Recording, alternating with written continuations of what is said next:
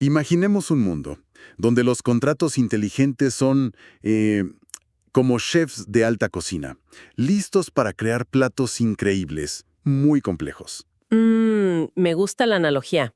Pero, ¿de qué sirven si no tienen ingredientes frescos y fiables del mundo real? O sea, el mejor chef del mundo no puede hacer nada con una despensa vacía. Es la analogía perfecta. Porque no es solo tener los ingredientes, es garantizar que son de la mejor calidad, Claro, que no están contaminados y que llegan justo a tiempo. De eso va todo. exacto. Y con esa idea, hoy vamos a hacer una exploración a fondo de Chainlink, proyectando su estado para el primer trimestre de 2026. Ok, La idea no es hablar de precios ni especulación, sino entender por qué esta tecnología por qué se la ve como una pieza fundamental de la futura economía digital. exacto. Nuestra misión hoy es esa. Analizar cómo Chainlink podría haber evolucionado para 2026, no solo como un oráculo, Ajá. sino como lo que sus proponentes llaman una plataforma de confianza universal. Veremos su adopción en sectores tradicionales, sus avances técnicos y, claro, los desafíos que enfrentará. Perfecto. Pues empecemos por el principio. Las fuentes insisten mucho en que para 2026 la palabra oráculo se va a quedar corta. Se queda muy corta. ¿Cómo pasa de ser un simple proveedor de datos a algo mucho más grande? ¿Qué significa eso en la práctica? Significa pasar de ser un servicio a ser un estándar.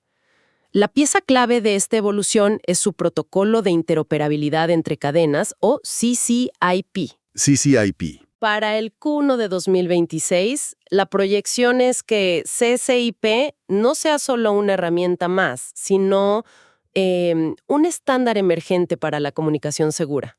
A ver, desglosemos eso. Cuando hablamos de interoperabilidad, la gente suele pensar en una cripto pasando de una blockchain a otra. Sí, Pero aquí estamos hablando de algo más grande, ¿cierto? mucho más grande. No es solo comunicación entre, digamos, Ethereum y Avalanche. Es la comunicación segura entre esas blockchains y los sistemas tradicionales. Ah, ok. Hablamos de que el sistema de un banco, de JP Morgan, por ejemplo, puede interactuar de forma nativa y segura con un contrato inteligente en una red pública. CCIP es ese puente. Un puente bidireccional. Exacto, un puente bidireccional que conecta esas dos realidades que hasta ahora han vivido, pues, separadas. Entiendo. Entonces, si las blockchains son como islas con su propio idioma, CCIP quiere ser el traductor universal y el ferry blindado. El ferry blindado, me encanta. Sí. Pero eso me lleva a una pregunta clave. La seguridad. Todo esto se cae si ese puente no es una fortaleza. El texto menciona que la seguridad aquí no es solo técnica, sino económica. Ese es el núcleo de todo. A ver, la seguridad criptográfica es la base. Pero lo genial del modelo, según las fuentes, es la seguridad económica. Se basa en dos pilares. Ok. El primero es la descentralización de la red. No hay un solo operador de nodo, sino cientos de entidades independientes, con reputación en juego. Claro, no hay un punto único de fallo. Pero, ¿cuál es el segundo pilar? Ahí es donde entra el famoso staking, ¿verdad? Exactamente. Que para muchos es solo una forma de ganar intereses, pero aquí tiene otro propósito. Un propósito muy diferente. Pensemos en el staking como poner una fianza. Los operadores de los nodos, para poder trabajar y ganar comisiones, tienen que bloquear una cantidad muy significativa del token link. Como una garantía de buen comportamiento. Eso es su garantía. Y aquí viene la parte interesante.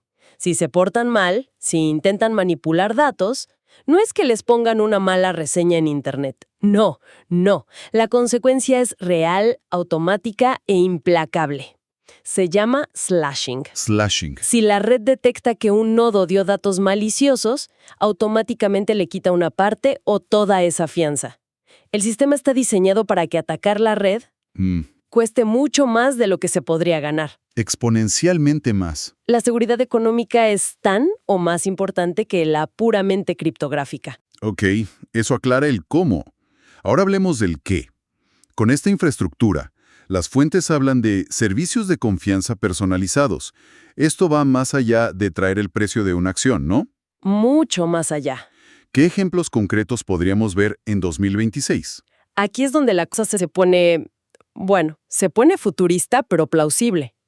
Un ejemplo es crear oráculos que verifiquen los resultados de un modelo de inteligencia artificial. A ver, ¿cómo? Imagina una IA que gestiona una cartera de inversión. Un oráculo podría verificar criptográficamente que la decisión de la IA no fue manipulada y que sigue los parámetros establecidos. Eso es fascinante, pero me genera una duda. Si un oráculo valida una IA, ¿quién decide los criterios de esa validación?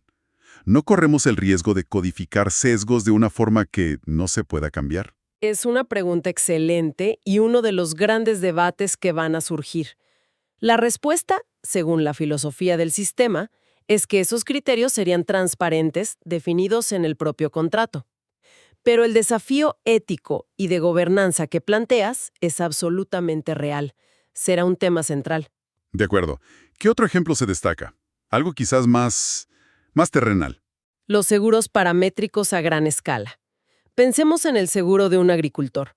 Podría activarse automáticamente si un oráculo, alimentado por datos satelitales en tiempo real, Ajá. confirma que la lluvia en su región ha estado por debajo de un umbral crítico durante 30 días. El pago es instantáneo. No hay peritos, no hay papeleo. Cero disputa sobre si llovió o no.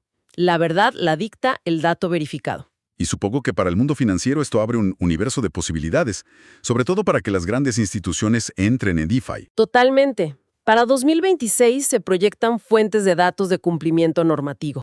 Oráculos que puedan verificar, por ejemplo, que una billetera ha pasado los controles de KYC y AML.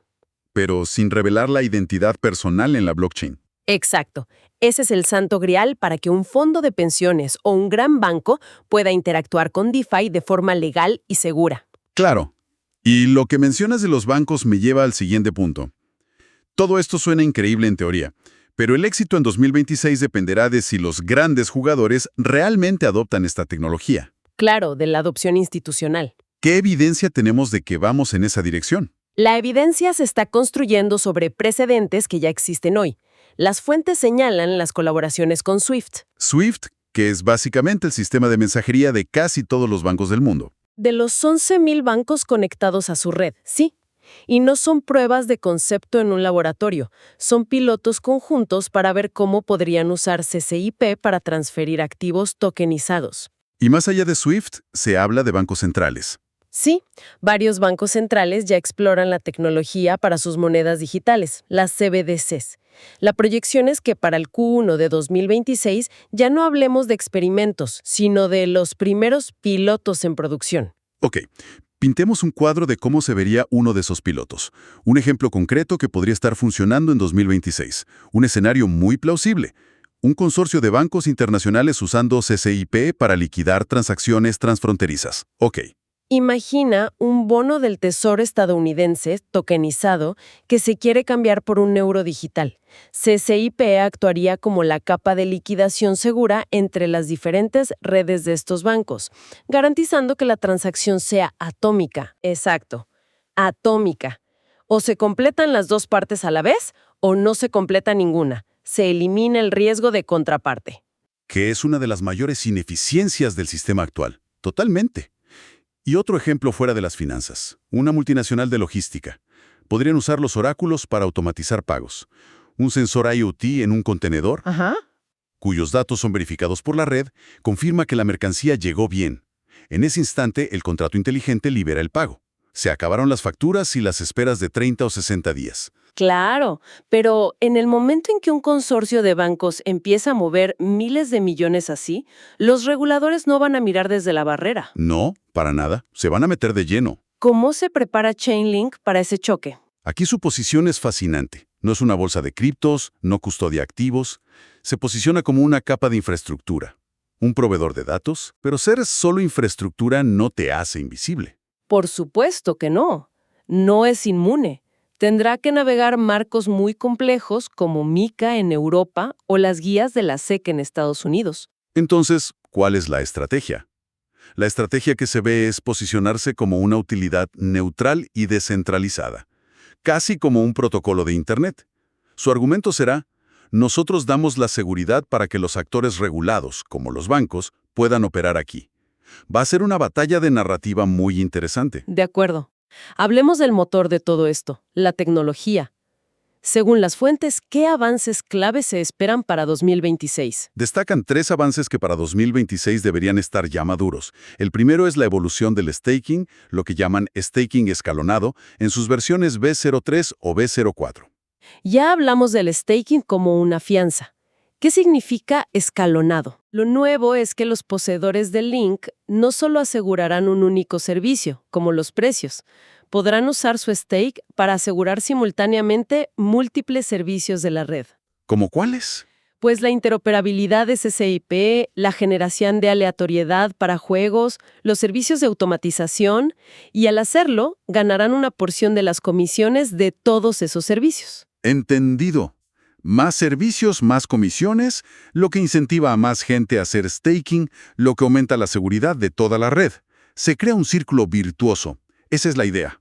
El segundo avance es un cambio de paradigma, el cálculo descentralizado, y un protocolo llamado DECO. ¿Deco? Esto, si funciona como se promete, es un avance monumental en privacidad. Suena complejo. Dame el ejemplo práctico. El ejemplo clásico es el del historial crediticio. Imagina un contrato de préstamos en DeFi. Para decidir si te aprueba un préstamo, necesitas saber si eres solvente. Claro, con DECO, un oráculo puede conectarse a la base de datos de una agencia de crédito y confirmar al contrato. Sí, esta persona tiene un puntaje superior a 700, pero sin revelar nunca tu puntaje exacto, ni tu nombre, ni nada.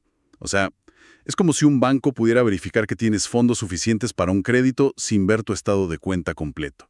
Solo un sí o un no. Exacto. Es un cambio radical para la privacidad. Abre la puerta a un sinfín de aplicaciones que hoy son imposibles. Ok, y el tercer avance. Es más práctico, pero necesario para que todo funcione a escala. Tiene que ver con costes y velocidad, porque todo esto suena muy caro para ejecutar en Ethereum, por ejemplo. Exacto. El tercer avance es la integración nativa con la capa 2.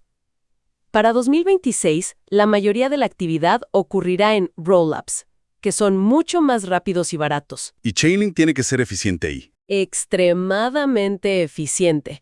La proyección es que se habrá optimizado para funcionar como un oráculo híbrido. Híbrido en el sentido de que combina datos de dentro y fuera de la cadena. Precisamente. Combinará y agregará datos de manera muy eficiente, tanto de la propia blockchain como del mundo exterior. Esto reduce costes y latencia drásticamente. Con tanto potencial, sería ingenuo pensar que estarán solos. ¿Cómo se verá la competencia en 2026? El mercado se habrá segmentado sin duda. No será un juego donde el ganador se lo llega todo. Las fuentes describen 2 tipos de competidores. A ver. Primero, las soluciones nativas. Algunas blockchains podrían promover sus propios oráculos para mantener a los usuarios en su ecosistema. Pero eso suena a un conflicto de intereses. ¿Cuál es la desventaja? La falta de neutralidad. Un oráculo nativo está ligado a los intereses de su propia blockchain. No puede servir de forma agnóstica al resto. Y es muy difícil replicar el nivel de seguridad económica de una red independiente. Ok. ¿Y los competidores directos? Otros proyectos de oráculos. Ahí hay proyectos interesantes como Pyth y API3. Cada uno ataca un nicho. Pyth está muy enfocado en finanzas de alta frecuencia. Su modelo es diferente, más rápido. ¿Y AP3? AP3 se enfoca en dar a los proyectos un mayor control sobre sus fuentes de datos, intentando eliminar intermediarios. Entonces, hay espacio para todos. Pyth para los traders, API3 para los que quieren más control. Sí, el mercado es lo suficientemente grande. Sin embargo, la proyección es que Chainlink mantendrá la mayor cuota en aplicaciones críticas y de alto valor. Su ventaja de ser el primero, su seguridad y su ecosistema de servicios le darían una posición dominante. Hemos cubierto la evolución, adopción, tecnología, competencia. Si unimos todas las piezas, ¿cuál es la foto final? ¿Qué es Chainlink en el primer trimestre de 2026? En el Q1 de 2026, si estas proyecciones se cumplen, Chainlink se habrá consolidado no como una criptomoneda, sino como una utilidad pública crítica para la economía digital. ¿Como el TCP para los datos o el GPS para la ubicación? Esa es la idea. Su éxito ya no se medirá por el precio, sino por métricas de uso real. el valor total asegurado, el volumen de transacciones en CCIP. Se habrá convertido en una pieza de infraestructura invisible, pero indispensable. Ok, todo suena increíble, pero esto me huele a un riesgo sistémico gigante. Si Chainlink se vuelve tan indispensable y falla, Se cae el castillo de naipes. Exacto. No podemos terminar sin hablar de los desafíos. Absolutamente.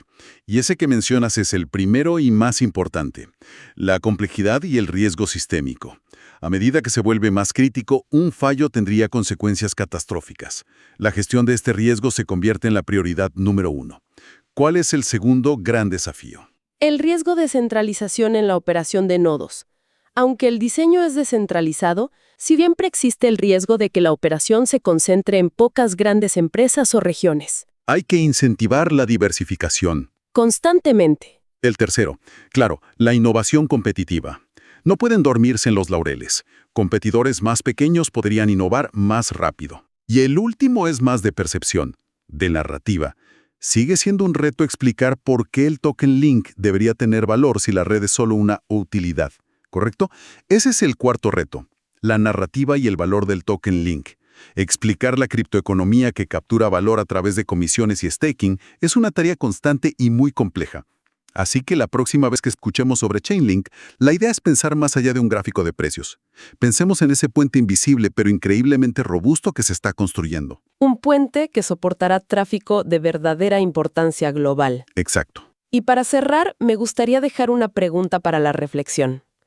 Hemos hablado mucho de cómo Chainlink lleva datos del mundo real a las blockchains. ¿Sí? Pero ¿qué pasa cuando esta conexión se vuelve bidireccional a gran escala? Si las blockchains pueden, de forma fiable, desencadenar acciones en el mundo real, desde ajustar la red eléctrica de un país hasta ejecutar leyes de comercio internacional automáticamente, ¿qué nuevas formas de gobernanza autónoma podrían surgir? Y sobre todo, ¿qué desafíos imprevistos enfrentaríamos en un mundo donde la lógica digital tiene consecuencias físicas, directas e irreversibles? Ahí queda la pregunta para reflexionar.